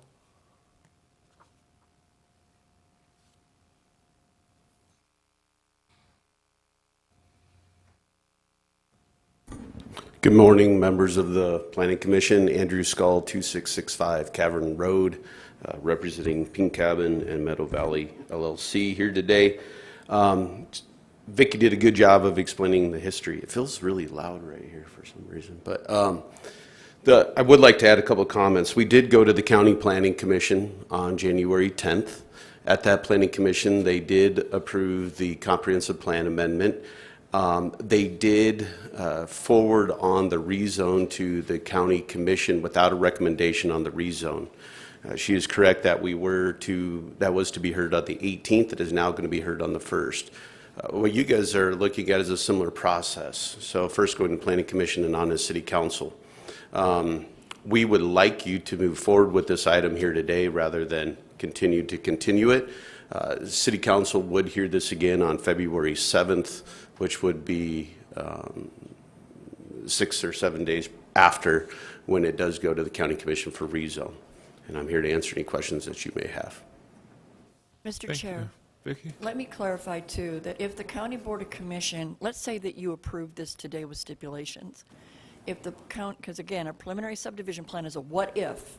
If I want to subdivide my property, what is required? If the County Board of Commission would deny the rezone prior to the City Council hearing this same item, staff would then either work with the applicant to withdraw the plat, or we would, at that time, recommend that they deny the preliminary subdivision plan. Any questions for Mr. Skull? I have another speaker request. Eric Hikas. Mr. Skull, just reiterating the question we asked last time, which was, there will be covenants in this area, and these are stick-built homes, is that correct? That is correct. They are stick-built, not modular. Okay, thank you. Kelly? Thank you. Vicki, could you just refresh everybody's memory? Our stake in this is based around utilities. Does that kind of sum it up? Pretty close. Utilities, streets, and drainage. Okay. I mean, I'm of the inclination that we approve this, and, you know, the onus is on us right now, but this has to go to the city, this has to go to the county. I'm of the inclination to not hold this up any longer, just let them deal with it, let them handle it, and let them make their decisions and recommendations, because at the end of the day, if we're just approving utilities, and we're just a starting point, we're a lower threshold of approval, I wouldn't want to hold this up any longer and just let it flow downstream and let them handle it from here on. That's my 2 cents. I'm gonna get the other speaker request out of the way. Bob Anderson, if you'd like to come up and address. Bob Anderson, 3365 Anderson Road. Stand back a little. This is a very interesting development here, and there are many different things that you guys are not aware of probably, but as far as platting this property and things involved that way, Rapid Valley Sanitation is going to take care of the sewer and the water to this, so Rapid City's not involved with that. And also, at your last meeting, you all agreed to let the Planning Commission and the county commissioners take care of the matter before you make any decision on this, because it's more of a county matter than it is a city matter. This is more of a formality to come through you because we fall within the 3-mile radius of the city. So I would recommend that you vote no. Thank you. Thank you, Mr. Anderson. Karen? My question is, you mentioned that this was part of a master plan. I'm just curious, is the master plan to do additional development east of this, or is that, it's not necessarily part of this motion, but, or this thing that we have to do, but I was just curious. So Karen, yes, the answer is yes. What you're looking at there and what we're here today is on phase 1 of, which is basically the 4 colored phases that you see on the western side next to Anderson Road. It encompasses 120 acres that go east and north of this specific piece of this. Thanks, I did remember seeing that. I think there was, I'm not quite sure, go back a slide or two, one more. The wrong way. Keep here. I can do it this way. Basically, it's the there's a 40-acre, 3 40-acre pieces, so you can see where the hashed area is. So yes, that one, the one at the south, and the one to the north. Okay, thanks. I appreciate it, and I concur with Kelly. I think we can move forward with this. And I don't see any. It's either way, it'll be done or not be done based on the county, so thanks. And I forgot to say this at the start of it, but Haven is abstaining from item 18. He notified me, but I didn't notify everybody else at the beginning of it. Mike Gallagher? So it's my understanding that the water, sanitary, sewer, and infrastructure is all going to be done ahead of time before this all goes in. Is that correct? Could you repeat that, Mike? So I guess it's my understanding that the water, the sewer, and the roadway infrastructure improvements will all be done prior to this going in. Is that correct? They will be constructed. The process is Step one, preliminary subdivision plan. What if? If I plat, what's my grocery list of what needs to be done? Step two, they submit construction plans for the review and approval of Rapid City and Rapid Valley Sanitary District. This also gets routed to the County Highway Department for their review and approval as well. They then have the option of completing those improvements or submitting a final plat and posting surety for those improvements. But in the city, prior to them issuing that certificate of occupancy, the infrastructure would have to be there.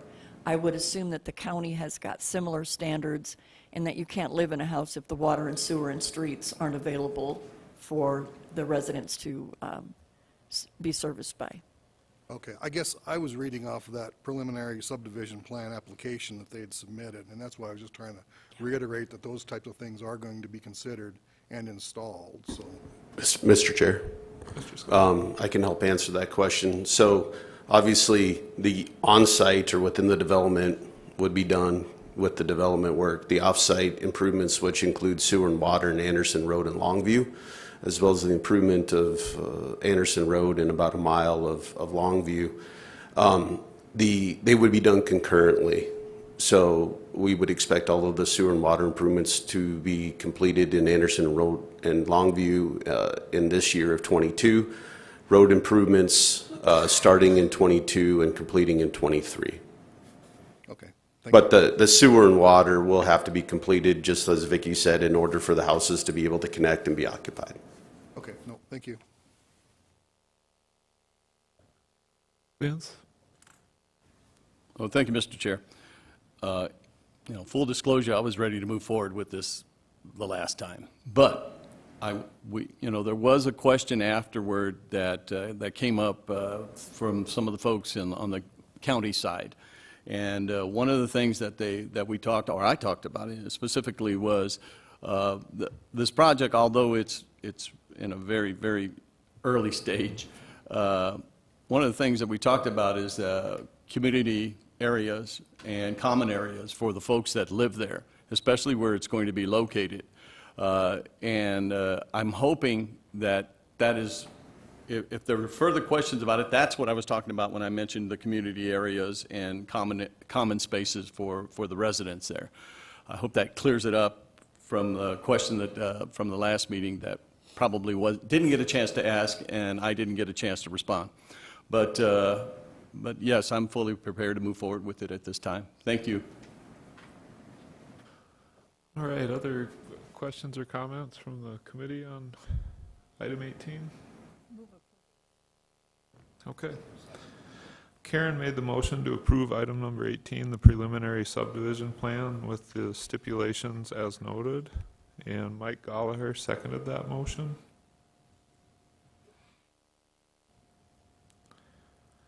Any discussion on the motion? Mike Quasney? I would echo some of Vince's comments there, is that I hope that there is somewhat of a parks or an arrangement so that they're being out in the middle of nowhere, there's some ability for kids to do things. And the developer has consistently done things well, so I would hope that that would be under consideration as he moves forward, just as a closing comment. Thank you. All right, other comments on the motion? All those in favor of approving item number 18, please say aye. Aye. Opposed? Motion carries. And Haven abstained. Thank you, Haven. Sorry about that. That takes us to the end of our normal agenda today. Are there any planning commission items, staff items? Just to report the great news that we have offered 2 individuals current planning positions with the city, and they have accepted, and they will be starting with us February 7th and 8th. So you'll be seeing them in the near future, and they both come with quite a bit of experience. So we had to reach into Canada to get one of them, but we're anxious to get some more bodies on board. I'll try not to make any jokes about Canada. Hey? Anyway, I'm glad that you'll have help coming, and we will do our best not to run them off. Any commissioner items today? I do. Mike? Thank you, Mr. Chair, and I echo your comment, your last comment there about not chasing them off, so we can always use the help, so. There was something that came up at a meeting. I'm involved with the Rushmore Road meeting, and in talking to the police officer that was there, the lieutenant, the comment was made about some of our landscaping, and we're putting bushes in that are being taken out now because of a problem with people sleeping underneath them. So I'm just bringing it up as maybe there's something we need to look at as a city to take care of this problem before it becomes a bigger problem. It sounds like a lot of these bushes that are being put in for landscaping points are being pulled and nothing's being done as we go forward. So we're not replacing these bushes, but they have to be done because of security reasons in areas of the city. Like I said, there's individuals sleeping underneath these bushes, so their solution for security is to pull them out. So are we making them put something in that's going to have to be pulled out and making a cost, or do we need to look at it differently is what I guess what I'm thinking. Mr. Chair? Vicki? Well, this is the first I've heard of this. Every property that has pulled bushes, and they needed those bushes to meet their minimum landscape points, is in violation of the city's landscape regulations, and we can cite them and require that they relocate landscaping if needed. And I fully understand that. What we're dealing with, though, is we're dealing with two problems. One, that we want a beautiful city. Two, that we don't want a city that's got problems because of security, because we have provided habitat for homeless. Okay? So it's something that I just think that in this conversation that we had at this meeting, that it's something the city should be looking at and considering as we move forward. As one person, and I believe it was the lieutenant, says, "You mean tall, skinny trees?" And that might be an option. So I don't know what the solution would be, but I think we should consider that. If we're creating a problem, we should look at how we can fix the problem. So with the addition of current planners, that's going to free Sarah Hansel up. She is our project planner that takes on special projects. If any of you attended our last coffee with planners, she hosted a table where she's working on an amendment to the landscape regulations. We just had to pause her efforts in that area as she diligently assisted with current planning items. But we are hopeful that she will be in a position now to return to those duties and hire a planner for that assistance. A part of what we are looking at is ensuring that we've got the landscaping in those high arterial street areas that does bring that visual impact that we're looking for, that does provide, though, for safety and security. So site triangle issues, homeless sleeping underneath bushes, those kinds of things are topics of discussion that we're anticipating. The good news is that there is such flexibility in what a property owner would bring forward that if one doesn't work, they have many options of other species and types to meet that design. We're looking at, do we need to get away from the point system and go more towards the location? Where's that the biggest visual impact? So it's a great time to bring this up, Mike, as we're looking at drafting that new language. We'll bring that to you probably at a coffee with planners and encourage all of you to attend when Sarah's got that document done. But then in a more formal process, once we've vetted it fully with the public and then with you, and we may even have a working session with council before we take it to a public meeting, just to make sure these kinds of things, that until, as an example this morning, I didn't know even existed that they were removing bushes, and we've not been made aware of that. So thank you. Eric Heikes? I'm so excited to talk about this. I'm going to speak Latin, just for everyone's benefit.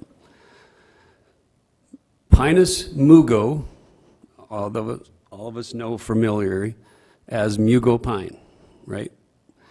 Gets to be about 10, 12 feet tall, right? Pinus mugo pomelo, which is the dwarf version, gets to be 3 to 4 feet tall. There is a significant difference between these two plants. In terms of a landscape plan, it's just the cultivar that it makes the difference. So I can tell my civil engineering friends there's not a lot of difference between Schedule 40 and C900 pipe, and they would just go, what are you talking about? I think that the landscape architects deserve that very same courtesy, and that let's let the scientists who are most capable of doing these kind of projects do the work and not let another discipline do them. That's my soapbox.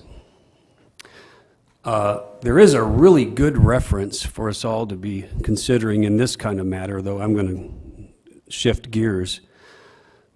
Crime prevention through environmental design is a great resource for this very same issue of, like, can I patrol it? Can I see through it? Can it be monitored? Is that the right spot for a bush or a shrub? You know, and there are guidelines for this design that are very helpful. Also, lighting has a lot to do with that. It's not just the place that they've created for somebody to sleep, but you've created a dark space that, you know, that the fire department and the police department can't really see into. That's why they're sleeping in the bush. It's not the bush that is usually the culprit. So there's a lot to consider on that one. So thank you for letting me talk. I just love it. Thank you. All right, it's 8:57, so be judicious, Kara. Well, thank you. I just wanted to comment on that because our church has a lot of people sleeping around our church, and some of it's in the bushes, but there's also little alcoves, and if they can get behind that alcove in the building itself, they'll sleep there too. So I think the problem is not so much the bushes or the building, it's the homeless, and we've got to, as a city, figure out what we're going to do with the homeless sleeping. There's got to be other things that we can do, and I don't know what it is, but you know, we've got to work on that. Vince? I just want Eric to come over to my house. I got this spot in my yard. It's just not working. Thank you.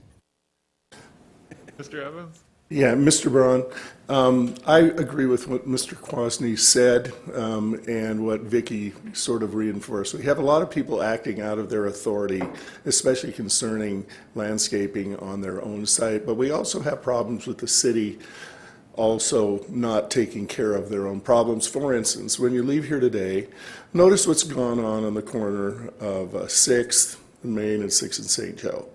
Because of a couple complaints due to homeless people hanging out, the infrastructure in those were removed without any notice to the city council. And so we have blank, dirty intersections down there now, which used to be beautifully landscaped with the brick seating and everything. The design done by the landscape art, that was done by, no, I don't think it was WIS, it was Randy. Randy Fisher did that back in 1983 for it, won awards all over the place. Somebody called and complained because people were sleeping on the benches.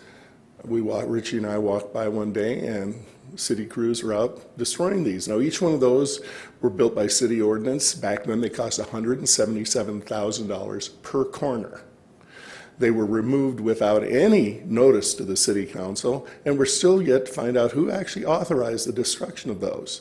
So just because they're done doesn't mean they're going to be maintained or revered or respected by the people that are coming by. You know, it's again a case of who you know, not what you know. That concerns me, and I think I've talked to Vicki about this in the past. We want to have a good landscape ordinance and address this in the future when their staffing is back to normal. But it's really, really critical to the selling of our city to outsiders, because I'm telling you, things like this don't necessarily happen everywhere. For instance, the homeless problem and people roller skating on benches and stuff in Lincoln was caused by these metal strips, or prevented by metal strips being placed in all the seating. Nobody could sleep on them anymore. But they didn't tear them out to solve the problem. And like you reiterated, the problem is not the tree or the bush. The problem is different than the tree or the bush, and we need to solve it in a way that saves the landscaping and does that. So some of us are aware of this. And thank you, I just thought I'd mention that. All right, Mike, I want you to end with Okay, a motion finally, to I adjourn. only open this up because not only for the homeless, but the security reasons, it's important that we address it. And so I just think it's something as we move forward as a city and we plan that we do those things. But I really, I'm kind of surprised that some of this wasn't aware of, but there's, I hope we can move forward and figure out a solution, a good solution. All right, and I heard Mike make a motion to adjourn the meeting. So do. All right, and Karen seconded that motion. All those in favor, please say aye. Aye. Aye.